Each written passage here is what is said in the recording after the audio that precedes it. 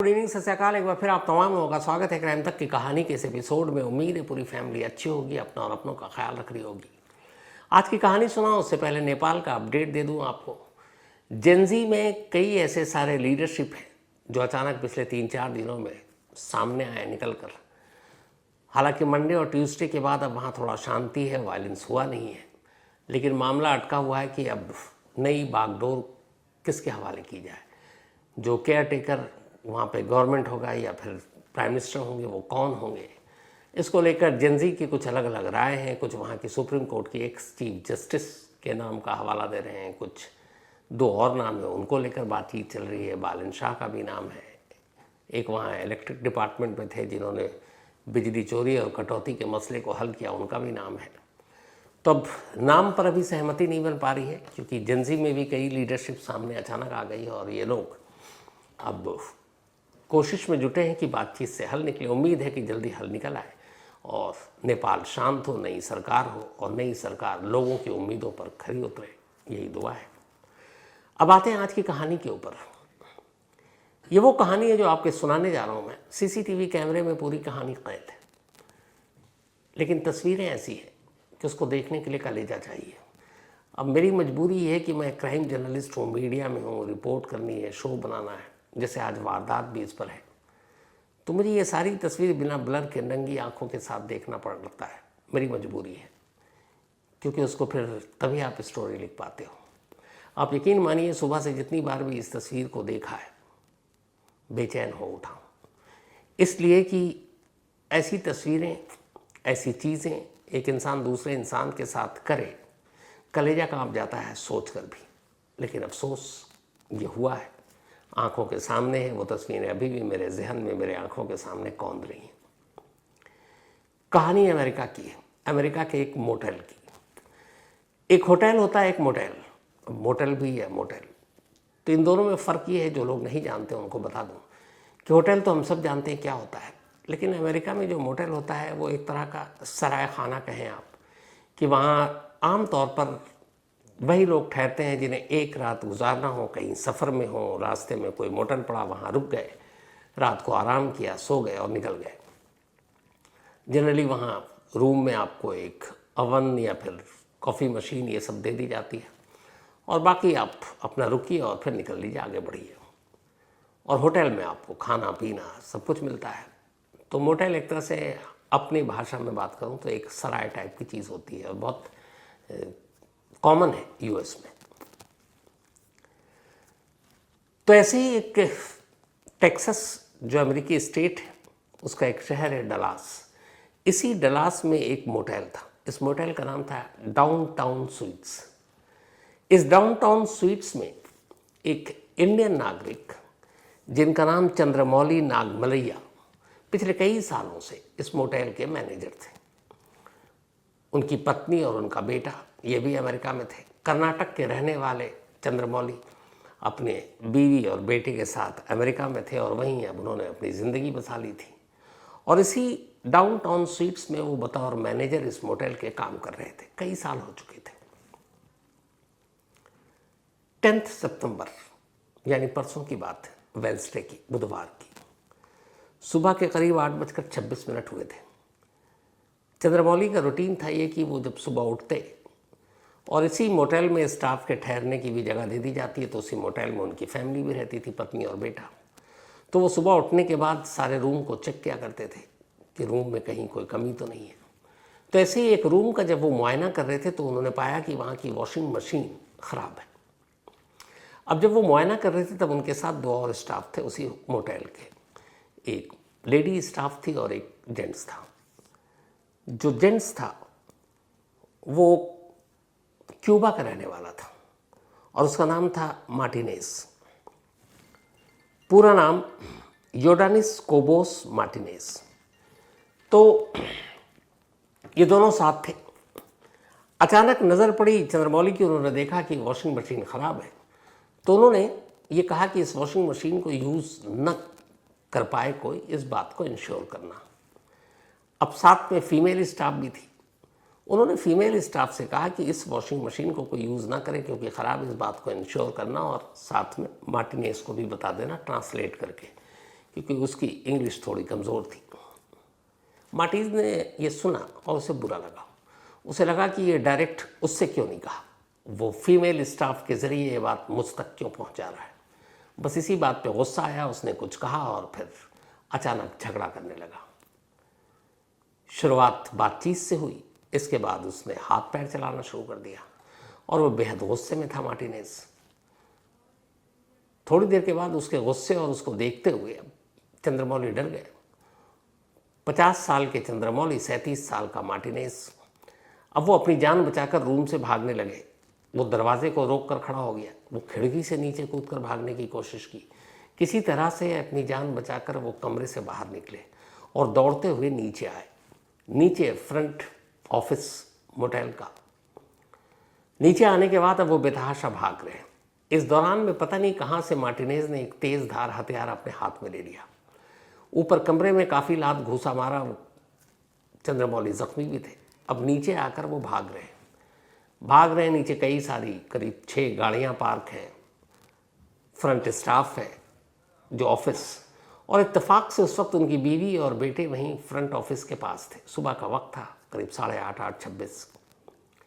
अचानक देखा उन लोगों ने कि चंद्रमौली की वाइफ और बेटे ने कि उनके पति या पिता को एक शख्स दौड़ा रहा है। वो मार्टिनेज को भी जानते थे क्योंकि उसी मोटेल का स्टाफ। अब मार्टिनेज दौड़ता हुआ पीछे आ रहा और चंद्रमौली चीख रहे हैं। उसके बाद दौड़ते दौड़ते वो कॉरिडोर है फ्रंट ऑफिस के पास, वहाँ आकर शायद गिर जाते हैं या गिर गए। इतने में मार्टिनेज भी पहुँच गया। अब वो उसी तेजधार हथियार से अचानक चंद्रमौली पर हमला करने लगा। ये देखकर चंद्रमौली की वाइफ और बेटे आगे बढ़ते हैं, गिड़गिड़ाते हैं, मार्टिनेज से रोकने की कोशिश करते हैं। लेकिन जब तक वो रोक पाती तब तक एक अजीब मंजर हुआ। पहले तो उस तेज धार हथियार से कई वार किए चंद्रमौली के जिस्म पर। इसके बाद अचानक बाल पकड़ा और उसका सर धड़ से अलग कर दिया। ये देखते ही चंद्रमौली की वाइफ और बेटे दोनों वहाँ से पीछे हट गए। उनके कदम डर और दहशत की वजह से, किसी की भी हालत ऐसी हो जाए। इसके बाद अब वो सर वहीं पे गिरा हुआ है। मार्टिनेज उसको पैर से ठोकर मारता है। ऐसा वो 2 बार करता है। फिर सर कहीं थोड़ी दूरी पर है। उसके बाद वो आगे बढ़ता है, बाल पकड़कर सर को उठाता है। अब उसी मोटेल के कंपाउंड में वो हाथ में लेकर वो सर चल रहा है। चलते चलते वो एक दीवार की तरफ जाता है। दीवार के पास एक डस्टबिन है। उस डस्टबिन में वो सर को डाल देता है। इस दौरान में जब वो ये सब कुछ कर रहा है तब इसी मोटेल के मेन गेट पर 3 गार्ड, 3 स्टाफ मौजूद हैं और वो ये सब कुछ अपनी आंखों से देख रहे हैं। लेकिन देखकर उनकी भी हालत ख़राब है। इसी दौरान में जब वो डस्टबिन में से डालता है तब तक सामने से एक फायर ब्रिगेड की गाड़ी मोटेल के अंदर एंट्री मारती है। शायद कुछ लोगों ने फ़ोन कर दिया था और या वो गश्त पर थी। फायर ब्रिगेड की गाड़ी इधर अंदर आती है। लेकिन इस दौरान में तब तक मार्टिनेज सर को डस्टबिन में डालकर उसी मेन गेट की तरफ बढ़ता है। 3 सिक्योरिटी गार्ड वहाँ मौजूद हैं, लेकिन डर के मारे वो गेट का रास्ता छोड़ देते हैं और वो गेट से निकलता है, बाईं तरफ चल पड़ता है। इधर फायर ब्रिगेड की गाड़ी रुकी। तब तक गार्ड वालों ने इशारे से बताया कि वो बाहर निकला, बाईं तरफ गया। फ़ौरन फायर ब्रिगेड ने अपने वॉकी टॉकी से लोकल पुलिस को इन्फॉर्म किया जो वहाँ पे गश्त पे रहती है। उसके बाद फायर ब्रिगेड की फिर गाड़ी में मुड़ती है और मोटेल से थोड़ी दूरी पर लेफ़्ट साइड में वो अपना पैदल चला जा रहा है। पुलिस और फायर ब्रिगेड की गाड़ी दोनों मिलकर उसे पकड़ लेती है। पकड़ने के बाद अब उसे अपने साथ वो लोग गाड़ी में बिठाते हैं। उससे पूछताछ होती है। वो अपना जुर्म कबूल कर लेता है। इसके बाद उसे डलास काउंटी जेल ले जाया जाता है और उस जेल में फिर उसे कैदी की वर्दी पहनाई जाती है। उसका अरेस्ट मेमो तैयार होता है, उसके बयान दर्ज होते हैं।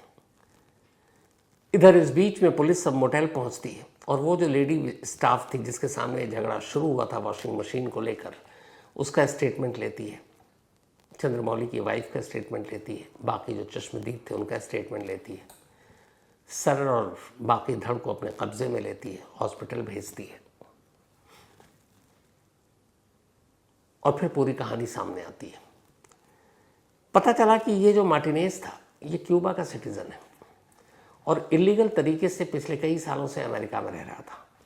इसके ऊपर कार चोरी और कुछ क्राइम के और भी केसेस थे, जिसकी वजह से पुलिस ने पकड़ा भी। लास्ट इसी साल जनवरी में जब अमेरिका में इलीगल तरीके से रह रहे लोगों के खिलाफ एक ऑपरेशन चलाया गया, तब इसे भी पकड़ा गया और इसे वापस इसके देश क्यूबा भेजने की तैयारी की गई। लेकिन क्यूबा की सरकार ने कहा कि इसके खिलाफ क्रिमिनल केस है और हम इसे वापस नहीं लेंगे। अब क्यूबा की सरकार ने लेने से मना कर दिया तो फिर क्यूबा ये जाए कैसे? फिर ये हुआ कि किसी थर्ड कंट्री में भेजेंगे, लेकिन कोई और कंट्री क्यों ले? इस चक्कर में जब बात बनी नहीं तो कुछ दिन तक तो उसको डिटेंशन सेंटर में रखा गया। फिर ये हुआ कि कब तक, फिर उसे छोड़ दिया गया कि आगे देखेंगे इसको कब कहाँ भेजना है। और वो वापस इस मोटेल में आ गया और यहीं काम करने लगा। अगर उस वक्त इसे भेज दिया जाता तो शायद यह हादसा ना होता, चंद्रमौली की जान बच जाती। मार्टिनेज जेल में है। इंडियन एम्बेसी तक भी यह खबर पहुंची ह्यूस्टन में और उन्होंने अफसोस जताते हुए इस फैमिली को हर संभव मदद करने की बात कही है। हालांकि डलास पुलिस ऑलरेडी कातिल को पकड़ चुकी है और उनका कहना है कि उसके ऊपर जो फर्स्ट डिग्री मर्डर के चार्ज लगाए गए हैं और ये प्रूफ हो गया तो फिर शायद पूरी ज़िंदगी अब उसे जेल में ही काटना पड़ेगा। लेकिन यकीन मानिए, जो सारी चीज़ें मोटेल के सीसीटीवी कैमरे में जो कैद हुई, वो आदमी देख ले तो परेशान हो जाए। मतलब कैसा गुस्सा, कैसी चीज़। और अमेरिका में इस तरह की चीज़ें इधर कुछ ज़्यादा ही हो रही हैं। अभी ये 10 सितंबर की जो आपको कहानी सुना रहा हूँ, इसी 10 सितंबर को अमेरिका में एक और चीज़ हुई थी।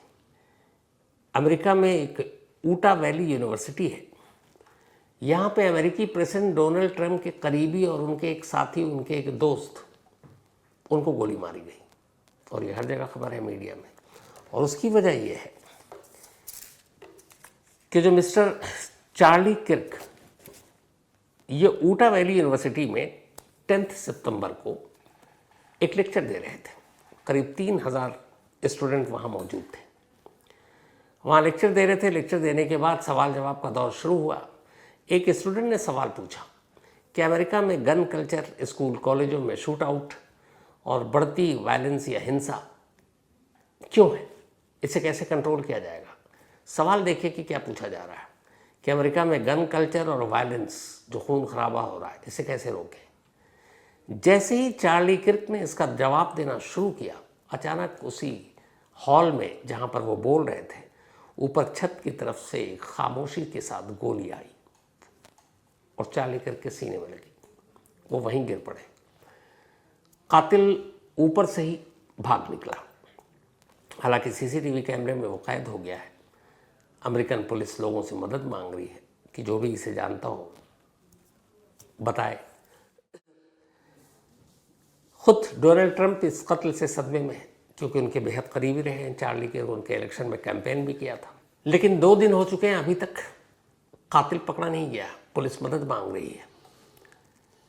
कुछ वक्त पहले आपको बताया था कि अमेरिका में ही एक अपने इंडियन ओरिजिन सिख नौजवान एक सड़क पर तलवार लहरा रहा था। हालांकि कहते हैं कि वो किसी को नुकसान पहुंचाने के लिए नहीं लहरा रहा था, लेकिन किसी अमेरिकन ने ही फ़ोन कर दिया। पुलिस आई। पुलिस चाहती तो उसे पकड़ सकती थी, क्योंकि हाथ में तलवार था, कोई बंदूक तो था नहीं कि वो गोली मार दे दूर से। लेकिन लॉस एंजलिस पुलिस ने पकड़ने की बजाय सीधे गोली मार दी। इसको लेके ही बहुत हंगामा हुआ और उस सिख नौजवान की मौत हो गई। इससे पहले कई जगह पे इसी तरीके से शूट आउट। अभी कुछ वक्त पहले अमेरिकी प्रेसिडेंट डोनाल्ड ट्रंप ने वॉशिंगटन में, जो अमेरिका की राजधानी है, वहाँ बाकायदा एक प्रेस कॉन्फ्रेंस की थी। अमेरिका में लॉ एंड ऑर्डर और ख़ासतौर पर वॉशिंगटन में कानून व्यवस्था की हालत कितनी ख़राब है, इसको बताने के लिए उन्होंने ये भी कहा था कि अभी कुछ वक्त के बाद यहाँ एक समिट है, कुछ वर्ल्ड लीडर से मिलना है और मैं इस वक्त वॉशिंगटन की कानून व्यवस्था पर बात कर रहा हूँ। तो ये भी एक चेहरा है अमेरिका का। और ये सारी चीज़ें गन कल्चर की वजह से भी हैं। अमेरिका में गन कल्चर को लेकर जो कानून है और जिस तरीके से छोटे छोटे बच्चों के हाथों में भी आसानी से वहाँ हथियार आ जाता है, उसको लेकर एक लंबे वक्त से बहस चल रही है कि क्या वहाँ के लाइसेंस, कहते हैं कि अमेरिका में आप जितनी आसानी से सब्जी खरीद सकते हैं उतनी आसानी से हथियार खरीद सकते हैं। तो इसमें बदलाव होना चाहिए कानून को लेकर। इस पर बहुत बहस है, दोनों तरफ के लोग हैं कि हथियार ना हो तो लोग सेल्फ डिफेंस कैसे करेंगे, लेकिन है तो फिर स्कूल कॉलेज में आप हमेशा सुनते होंगे कि शूट आउट, बच्चे ही गोली चलाना शुरू कर देते हैं बच्चों पर। तो इस गन कल्चर से अमेरिका इस वक्त सबसे ज़्यादा प्रभावित है। और अब इस तरीके के जो क्राइम हो रहे हैं, मतलब ये डलास के इंसिडेंट तो अपने आप में दहला देती है, पता नहीं क्या होगा। लेकिन हाल के वक्त में कुछ ऐसी चीज़ें सामने आई हैं जो ये बताती हैं कि आप सुपर पावर बेशक हो, लेकिन लॉ एंड ऑर्डर, कानून व्यवस्था पूरी तरह से शायद कंट्रोल में नहीं है। अब कंट्रोल में कैसे होगा, तो खुद जब अमेरिका की राजधानी को ही लेकर प्रेसिडेंट परेशान है तो बाकी स्टेट्स के बारे में क्या कहूँ। तो खैर, इस अफसोसनाक कहानी में इतना ही। और संडे इंडिया पाकिस्तान मैच है एशिया कप में, उसको लेके बहुत सारी बहस भी हो रही है कि लोग कुछ कह रहे हैं बैकआउट करो, कुछ कह रहे हैं नहीं कहो। कई लोगों ने मुझसे पूछा, आज विकी पाजी और निखिल नाज, इनका एक विक निक शो है, उसमें भी बैठा था, तो सीधे सवाल किया गया, अब